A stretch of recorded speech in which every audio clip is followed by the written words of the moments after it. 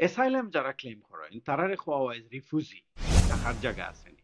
যদি আপনার থাকার জায়গা না থাকে আপনি তারা কইবা যে না আমার জায়গা নাই, তখন আপনারে তারা অ্যাকোমোডেশন দিতে বাধ্য। নাও নেক্সট জিনিস হইল গিয়ে আপনি খাইবা কিলা, বিকজ দ্য মোমেন্ট আপনি অ্যাসাইলাম ক্লেম করেন তারা তো বেশিরভাগ দেশান্তরিত হইয়া তাদের তো আসলে ভিসা টিসা থাকে না।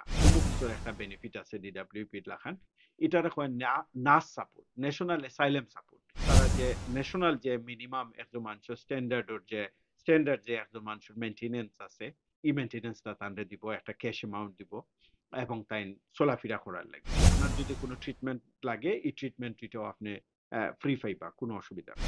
আমি মনে করি যারা এলিজিবল আছেন তারা উচিত হইল গিয়া আপনার ক্লেম করা, বা ফ্যামিলি আছেন তারা যদি সাফার করেন, সাফার না করি অবশ্যই এটা আপনার রাইট, আপনি ক্লেম করতে পারবেন। অ্যাসাইলাম যারা ক্লেম করেন তারারে খোয়া হয় রিফিউজি।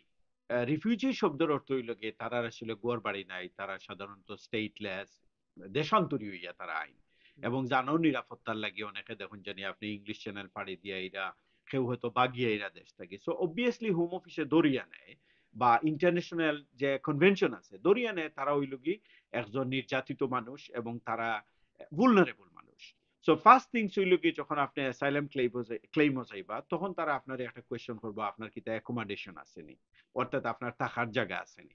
যদি আপনার থাকার জায়গা না থাকে আপনি তারা কইবা যে না আমার জায়গা নাই, তখন আপনারে তারা অ্যাকোমোডেশন দিতে বাধ্য এবং তারা হোটেলও হয়তো টেম্পোরারি অনেকটা হোটেলও দেয়।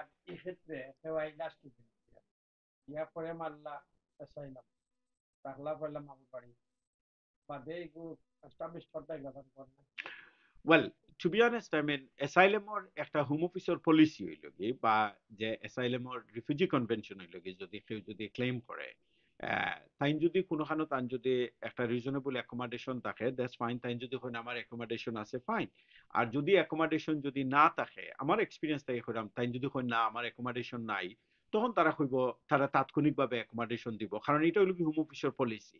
আরেক জিনিস হইল গিয়ে অনেক ক্ষেত্রে যারা দীর্ঘদিন দেশে থাকেন তখন তারা দরিয়া নেয়, তার একটা হ্যাবিচুয়াল একটা রেসিডেন্স আছে, তখন তারা উঠে হয় হতে টেম্পোরারিলি আর কি, তারা হইতে পারে হয়তো একদিন বা 2 দিন আমরা সময় দাও আমরা তোমার অ্যারেঞ্জ করে দিলাম।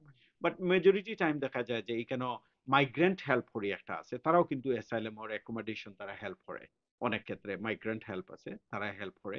এবং হোম অফিসের পলিসি হইল গিয়ে অ্যাসাইলাম সিকার আসেন যারাই অ্যাসাইলাম সিক করবা, আহ, আপনার ইনিশিয়াল স্ক্রিনিং ইন্টারভিউ বাদেও আপনার জিকাইব আপনার অ্যাকোমোডেশন আসেনি। যারা রেকমেন্ডেশন আছে আপনি বাধ্য নাই আপনি নিতে, বাট যদি আপনি কই না আমার রেকমেন্ডেশন নাই, তারা আপনার রেকমেন্ডেট করব।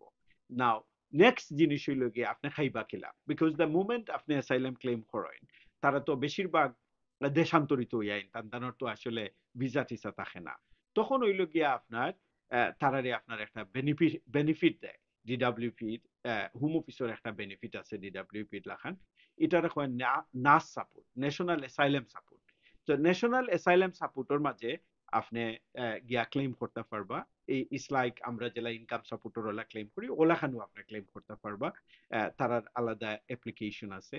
এবং তখন আপনি যদি মনে করেন কাছে ফর এক্সাম্পল একজনে অ্যাপ্লিকেশন করছেন এবং তাই একটা তারা অ্যাকোমোডেশন দিছে, এবং তখন তারা যে ন্যাশনাল যে মিনিমাম একজন মানুষের স্ট্যান্ডার্ড যে একজন মানুষের মেনটেনেন্স আছে, এই মেনটেনেন্সটা তাদের দিব, একটা ক্যাশ অ্যামাউন্ট দিব এবং তাই চলাফেরা করার লাগে।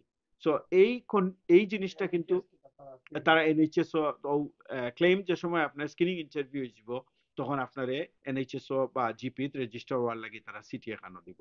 সো আপনার যদি কোনো ট্রিটমেন্ট লাগে এই ট্রিটমেন্টটাও আপনি ফ্রি পাইবা, কোনো অসুবিধা নাই। এবং আপনি অ্যাকোমোডেশন পাইবা এবং আপনি ফাইন্যান্সিয়াল সাপোর্ট যেটা আর কি আপনার benefit is not huge amount, but একটা স্ট্যান্ডার্ড মেনটেনেন্স আপনি পাইবা যেটা আপনি নিজেরে মেনটেন করতে পারবা। করা লাগবে না কোনো বালা বিজ্ঞ হয়ে যাওয়া লাগবে ওয়েল, অ্যাসাইলাম শিকার যারা আছেন তারা অনেক ক্ষেত্রে ভেরিয়াস অর্গানাইজেশন আছে যারা কিন্তু আসলে হেল্প করে এই ধরনের মানুষরে। Obviously migrant help one of the organization, তারা নেশন ওয়াইড সারা দেশের মাঝেও আছে। এই ধরনের বিভিন্ন অর্গানাইজেশন আছে যারা অ্যাসাইলাম শিকার হলরে হেল্প করে। সো তারার মাধ্যমে আপনি করতে পারেন। আবার যদি আপনি প্রাইভেটলি নিজে নিজে যদি করতে পারেন আপনি করতে পারবা।